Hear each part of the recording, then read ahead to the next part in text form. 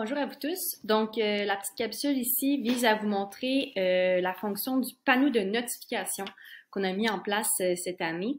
Comme on peut voir, ben, la fonction se déroule vraiment au niveau de la plateforme d'organisation, donc la plateforme bleue. Dans le fond, pour s'y rendre, on va vraiment ici à la cloche en haut à droite. Donc, cette fonction-là, en fait, comme vous allez le voir, elle permet, en fait, son objectif premier, c'est vraiment de vous donner une vue macro sur toutes les activités qui se sont déroulées dans les plateformes de vos équipes. Donc, si vous avez 10 équipes, par exemple, ben, ça peut devenir difficile des fois d'avoir un suivi, de savoir est-ce qu'il y a un entraîneur qui a ajouté un match, est-ce qu'il y a eu des modifications dans les heures, dans les endroits, etc. Donc, pour savoir un peu rapidement ce qui s'est passé durant la semaine ou durant la journée même, on vous suggère de venir dans cette fonction-là. Donc, comme je l'ai dit, on clique sur la petite cloche ici en haut à droite, puis on arrive sur cette page-là. Donc, comme on peut voir ici, il y a beaucoup de changements qui ont eu lieu pour le basket, puis le hockey surtout. Donc, on a vraiment deux sections. Ici, on a à gauche les changements, donc ce qui était déjà dans la plateforme, mais qui a été modifié. Puis à droite, on a les nouveautés. Donc, ce qui n'était pas dans la plateforme, mais qui est apparu récemment parce qu'un entraîneur a décidé d'ajouter quelque chose.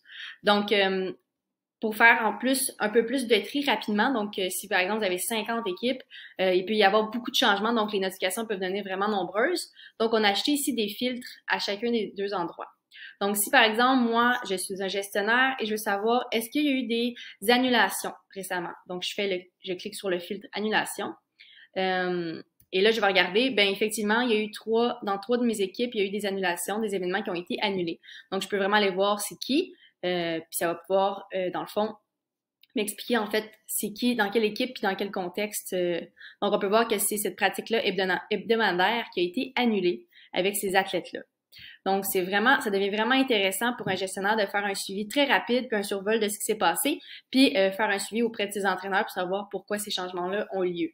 Donc, l'objectif, c'est vraiment de vous donner toujours des fonctions qui vont accélérer les processus, les suivis, les tâches administratives, si on peut dire. Puis, je pense que le panneau de notification, ben, vous aide vraiment dans ce cas-ci.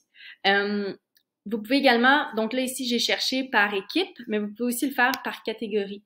Donc on se rappelle qu'au début de la plateforme, de la mise en place de la plateforme, vous avez créé des catégories. Ça peut être intéressant aussi de le faire de cette façon-là. Donc si par exemple, moi je veux vraiment savoir uniquement ce qui s'est passé au niveau de mon hockey, par exemple, ben, je vais cocher ici hockey et je vais appliquer le filtre.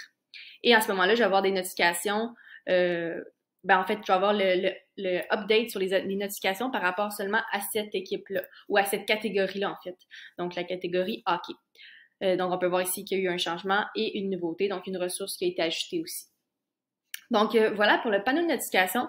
On vous suggère de le faire évidemment, on vous suggère de le faire évidemment selon vos besoins, mais comme vous verrez, ça devient une fonction très pertinente d'utiliser au quotidien, vraiment juste pour faire un suivi, puis encore une fois, garder un contact assez serré avec vos entraîneurs et vos équipes respectives.